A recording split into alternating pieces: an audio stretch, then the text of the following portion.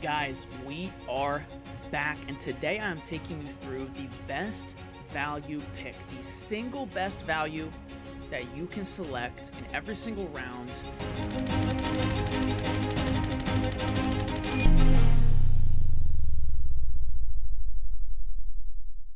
of fantasy football drafts. So we will begin in round one, and my pick for the best value is Puka Nacua. So in his rookie season, he finished wide receiver 4 overall for fantasy football.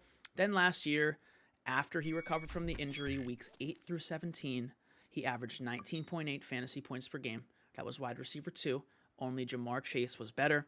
He saw 8+ targets in 9 out of those 10 final games.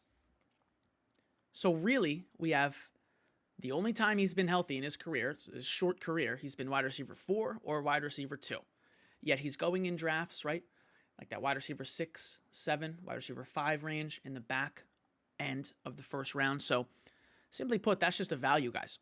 Like I said, only Jamar Chase was better last year for fantasy to end the year. Nacua is entering his prime.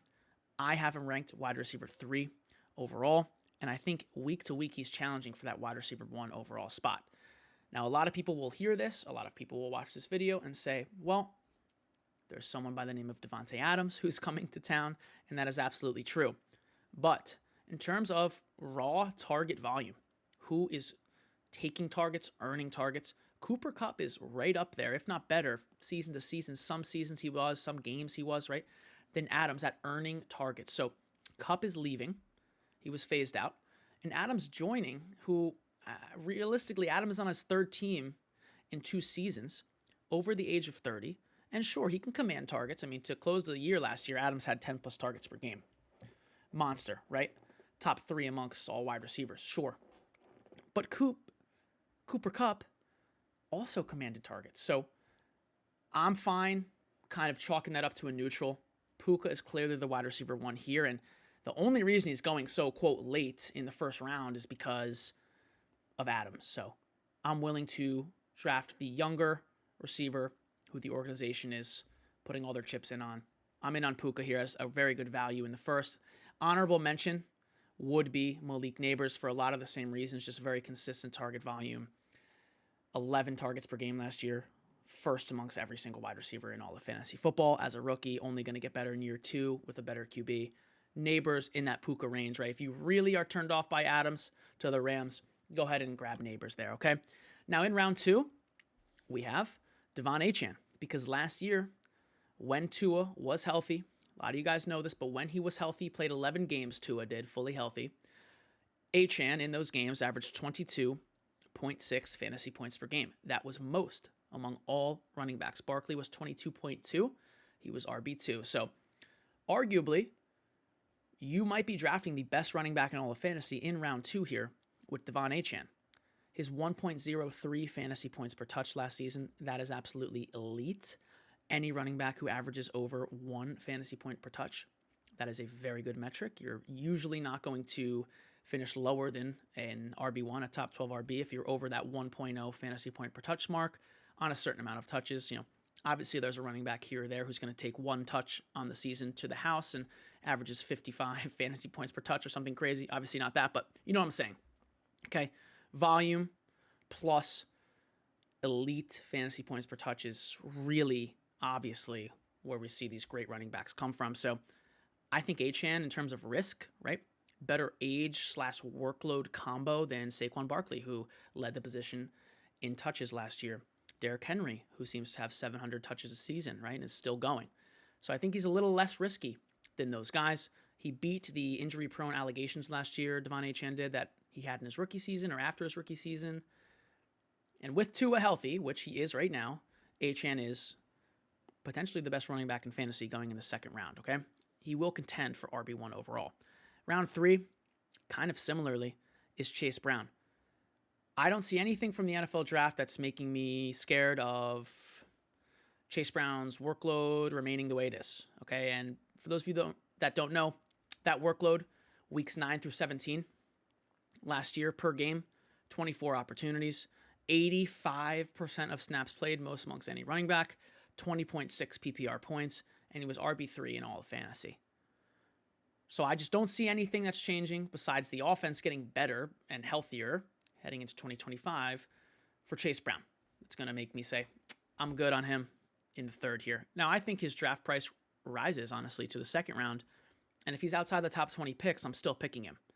He's prime age for running back, RB25, top 5 offense, yet he's drafted outside the top 12 RBs. Not exactly sure why. When we look at some of the starts we can get, guys, in these drafts with Chase Brown. Round one, Brian Thomas. Round 2, Drake London. Round 3, Chase Brown. Or perhaps round 1, Malik Neighbors or Puka Nacua. Round 2, Brock Bowers. And round 3, Chase Brown. You have a wide receiver 1, tight end 1, and RB 1. Or maybe even you double up on RB, right? Round 1, Justin Jefferson. Round 2, Jonathan Taylor. Round 3, Chase Brown. And you probably have the best RBs in the league and JJ. Pretty crazy. So moving along to round 4.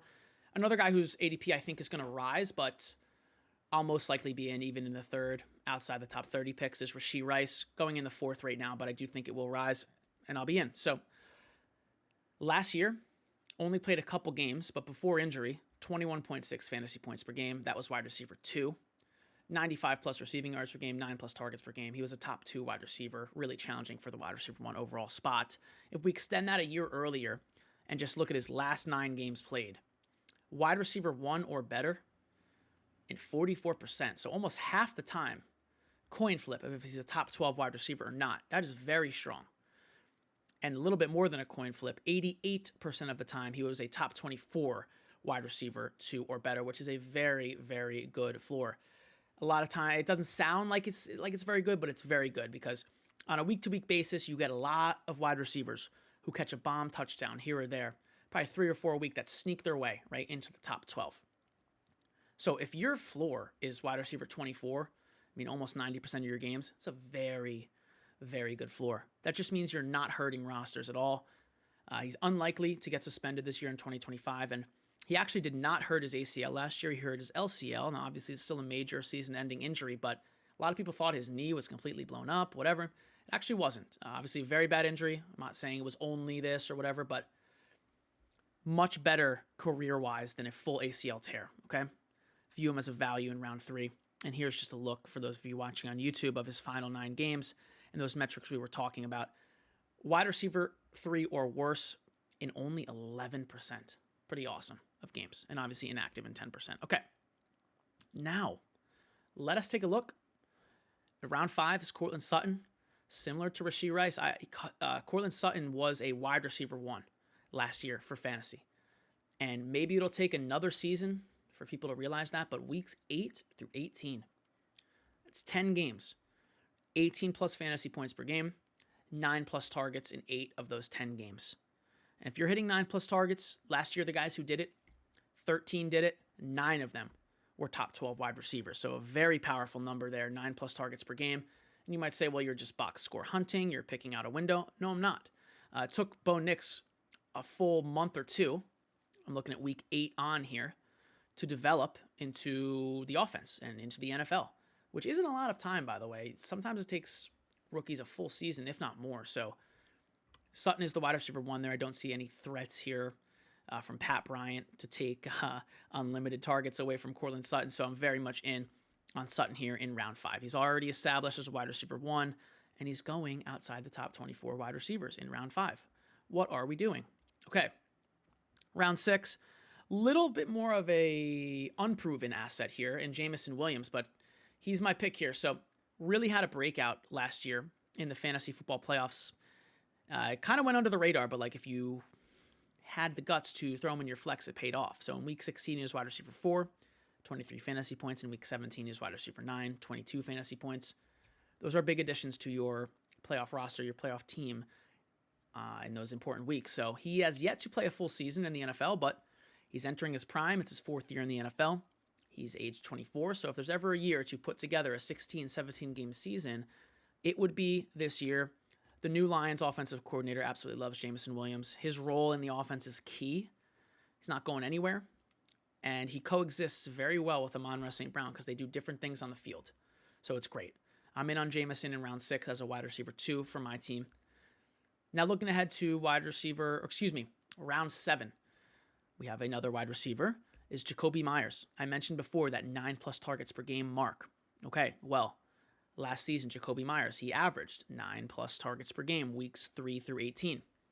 And I said before, 9 of the 13 wide receivers to hit that mark were top 12 wide receivers. Guess what? Jacoby Myers wasn't.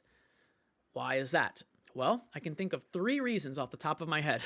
Aiden O'Connell, Gardner Minshew, and Desmond Ridder. Let's start there. 3 of the worst quarterbacks in the NFL were throwing Jacoby Myers the ball. Now, Geno Smith is the new Raiders QB. Is he like prime Peyton Manning? No, absolutely not. With that being said, he fueled JSN on targets to a wide receiver 1 finish last year. So we just saw him do it.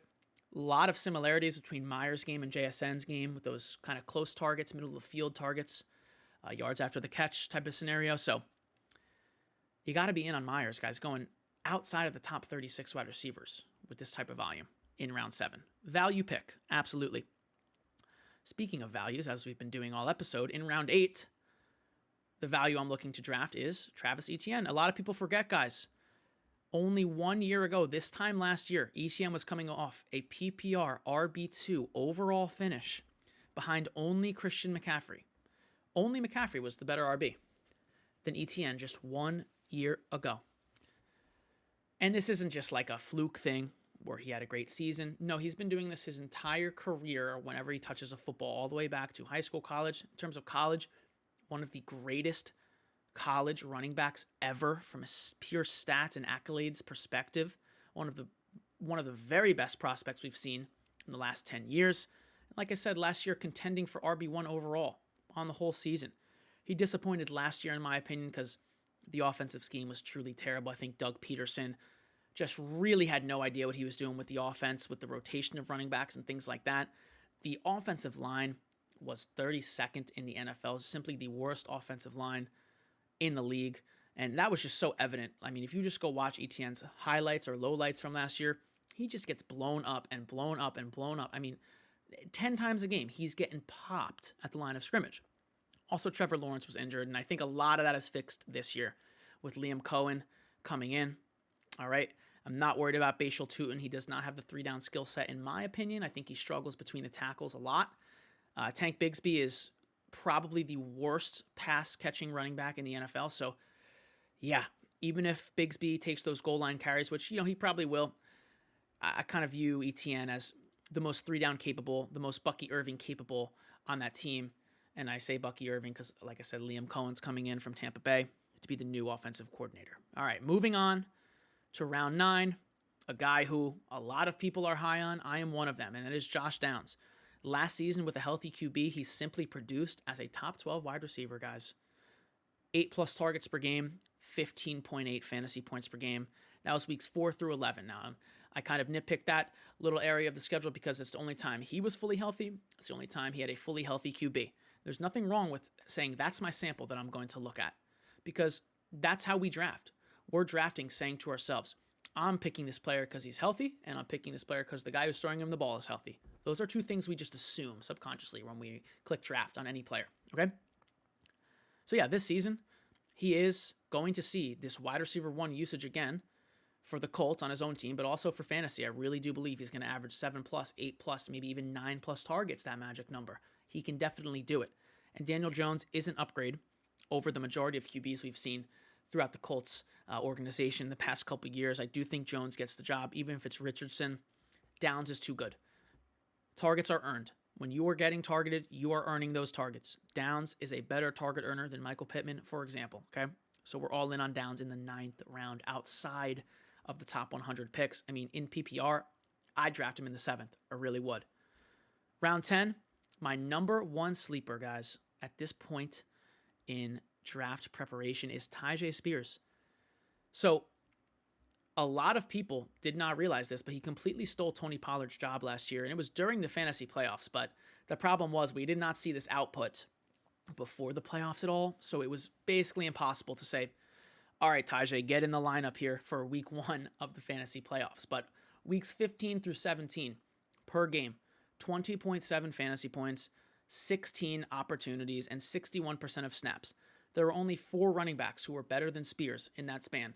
Their names are Jonathan Taylor, Bijan Robinson, Jahmyr Gibbs, and James Cook. That is pretty good company to be in. He only saw 50% plus snaps in 3 games last season. That's it. RB1 output in all 3 of them. So Tyjae Spears, guys, going like 115th in drafts. We're always betting on talent behind aging veterans. This is yet another example of that, as we've seen throughout fantasy history. You have to be all in on Tyjae. You don't have to expect a single thing from him in week 1. You really don't. Round 11, we have Keon Coleman.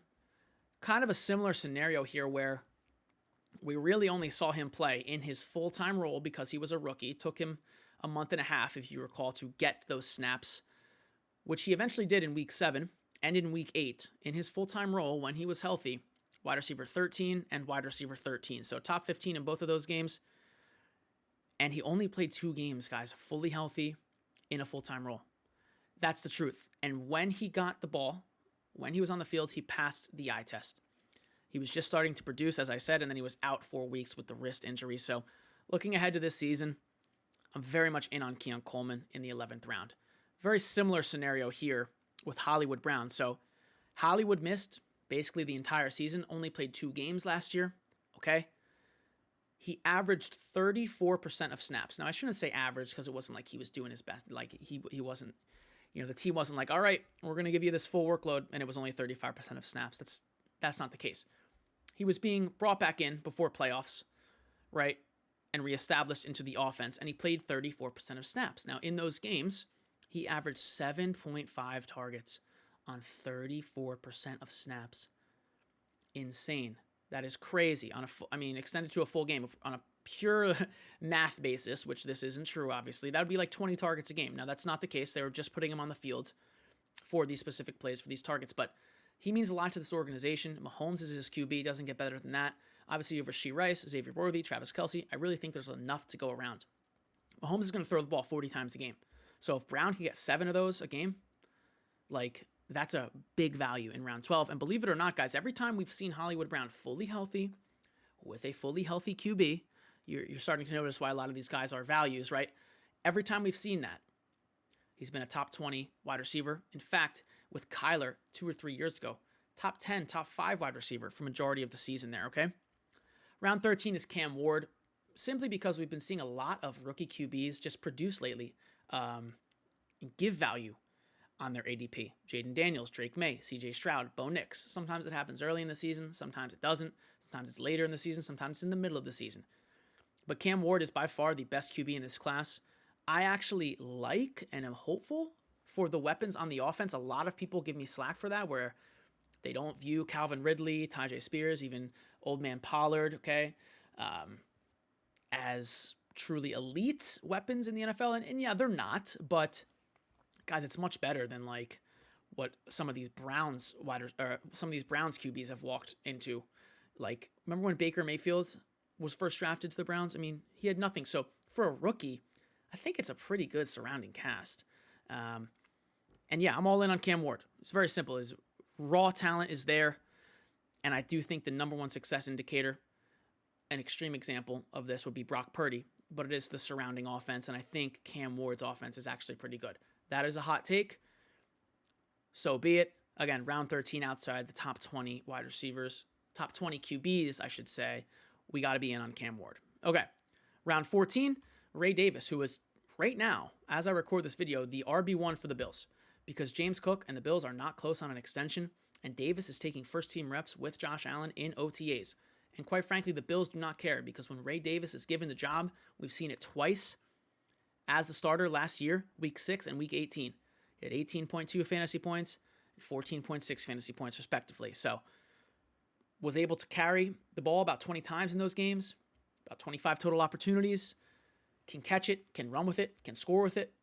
Bills don't really care if James Cook shows up, because for the Bills in that offense, they don't run through the running back. They don't run through the bell cow, but Ray Davis is a very capable player going outside the top 150 picks as the RB1 right now. Even if Cook comes back, which he will, I'm a little lower on Cook, and I'm a little higher on Davis than most people.